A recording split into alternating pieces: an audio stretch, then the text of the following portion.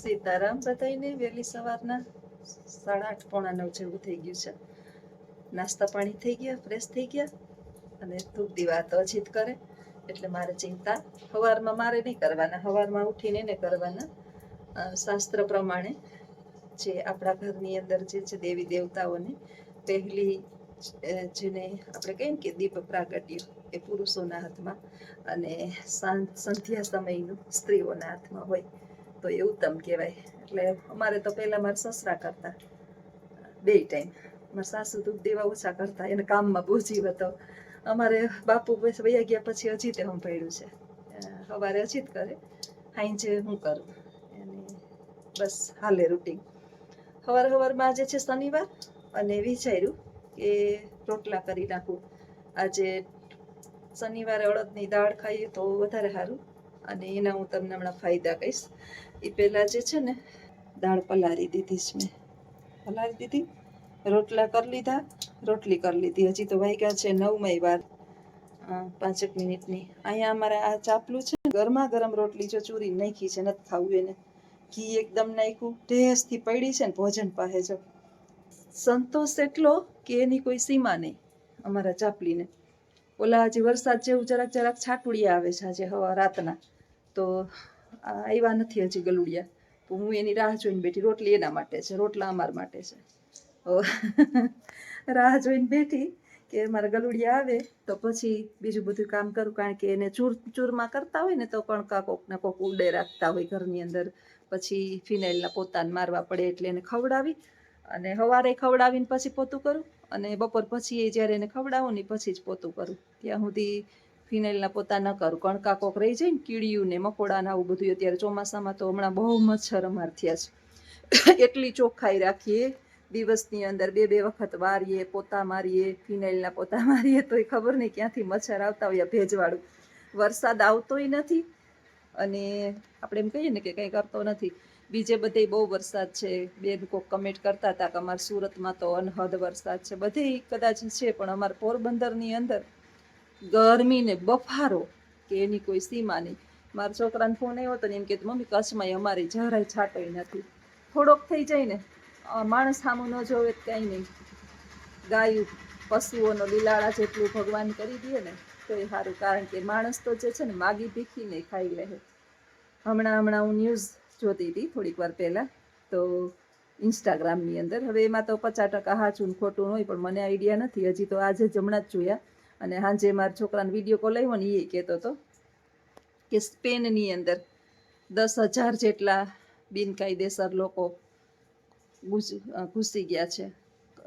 ત્યાંના રહેવાસી રેસિડેન્સી જે છે એના ઘરની અંદર તોડફોડ કરી અને મારીને કાઢી મૂકીને એના ઘરની અંદર ત્રાસ આપે છે. જસોદાબેન સ્પેનની અંદર છે એટલે એને આઈડિયા હશે કે વાસ્તવમાં હકીકત શું છે. મને તો બહુ હજી આઈડિયા નથી. મારો છોકરોએ કહેતો હતો કે આ સેરેગન કન્ટ્રી જેટલી છે ને એને પછી બહુ લાગુ પડે, એટલે જ્યાં આપણા દેશની અંદર લીગલી રહેતા હોય ને એ લોકોને થોડીક પ્રોબ્લેમ થાય. બીજા દેશની અંદર કાર્ડ હજી આપવાના બાકી હોય ને PR મળ્યા ના હોય ને પછી એ લોકો વિચાર કરે ત્યાંના પ્રોપર જે કાયમી માટે રહેતા હોય ત્યાંની સરકારને આ આપણા દેશના ઘૂસી ગયા છે ત્યાં. પછી આફ્રિકામાંથી થોડાક ઘૂસ્યા છે આફ્રિકન લોકો, તો બહુ હેરાન પરેશાન કરે છે.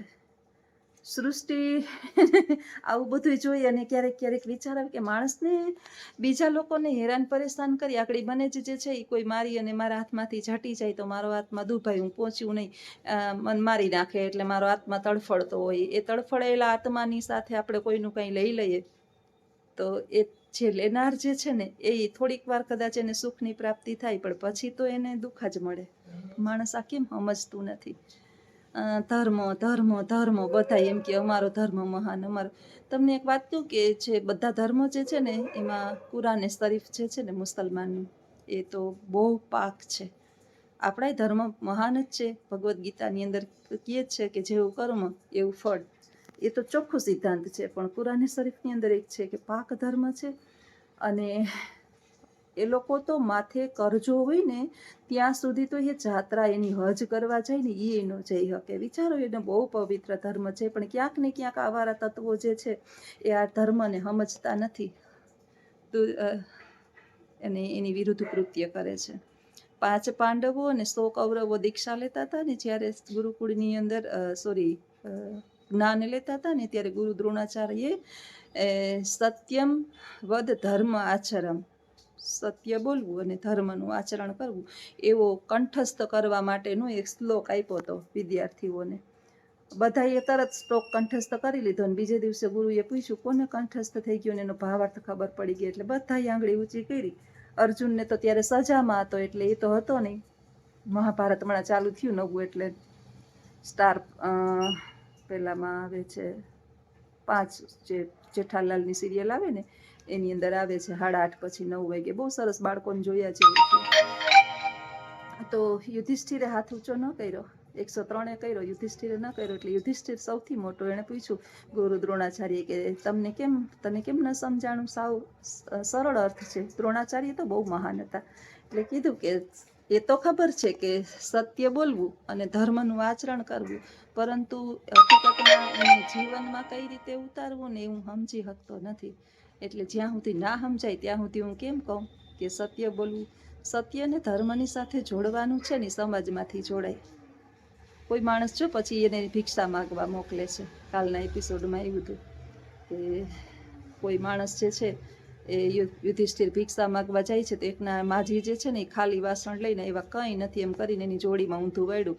એટલે એ કહે કે તમે તમારો ધર્મ પાડ્યો ને હું મારું ધર્મ પાડીશ. એટલે યુધિષ્ઠિર પોતાને જે ભિક્ષામાં મળેલું હતું ને એ પાછું એને આપી દે છે. આને ધર્મ કહેવાય. એટલે સમાજમાંથી ધર્મ મળે. કોકને દુઃખને જોઈ અને આપને દુઃખ વધારે ઉત્પન્ન થાય ને એને મદદ કરવાની ભાવના થાય ને એ ધર્મ છે. હેરાન કરવાની ભાવના ધર્મ નથી. ક્યાંય ધર્મની અંદર આ જે છે ને આપણે પાપના પોટલા બાંધીએ છીએ અને એના ફળ સ્વરૂપે ઓલા સૂકું લાકડું બળતું હોય ને એની પાછળ લીલા લાકડા બળે. આ વાસ્તવિકતા છે. એટલે ક્યાંક ને ક્યાંક બધી છાંટા તો ઉડે.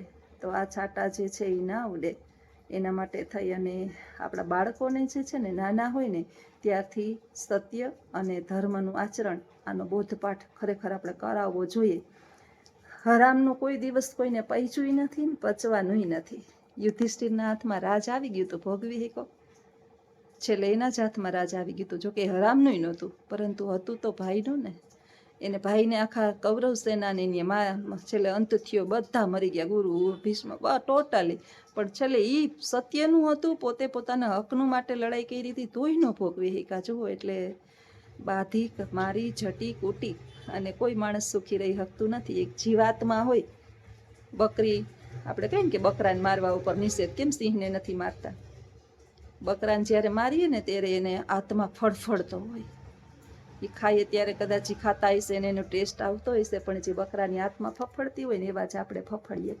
એટલે કાંઈ જીવનમાં કોકને પરેશાન કરીને જીવવું બની શકે તો ઈશ્વરે આપણે માનવ દેહ આપ્યો આ પૃથ્વી પર. હવારમાં મને યાદ આવી ગયું, કાલ વિડીયો બનાવી નાખવા જોયું ને તો માનવ દેહ ઈશ્વરે એટલે આપ્યો છે કે તમારાથી પશુ પક્ષી માનવ સિંહ એ તો એના સ્વભાવ સાથે વણાયેલા છે. એની અંદર 2 વર્ષના બાળક જેટલી બુદ્ધિ હોય. આ બધા પશુ છે ને એનું જ સ્વાર્થ જોતું હોય, એની બુદ્ધિ એટલી હોય. ઈશ્વરે આપણે કેટલી બુદ્ધિ આપી છે, કેટલા આપણને વિકલ્પો આપ્યા છે. આપણું પેટ ભરવા માટેના કેટલી આખી ધરતી આપણને આપી છે.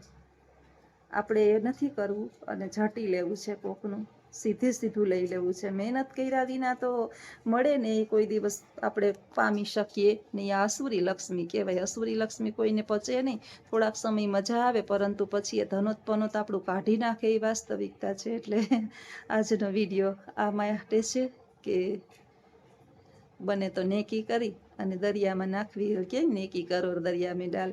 કોઈને હેરાન પરેશાન કરવાની ભાવના આપણને પણ હેરાન પરેશાન કરી નાખે. થોડાક દિવસ એ વિદેશની અંદર આ બધા ઉથલ પુથલ કરે છે પરંતુ સરકારના હાથમાં એ આવશે, આવી જ ચાહે ને એને દંડિત પણ કરશે. તો આવજો. સીતારામ. અને આજનો વિચાર કેવો લાગ્યો એ ચોક્કસ જણાવજો.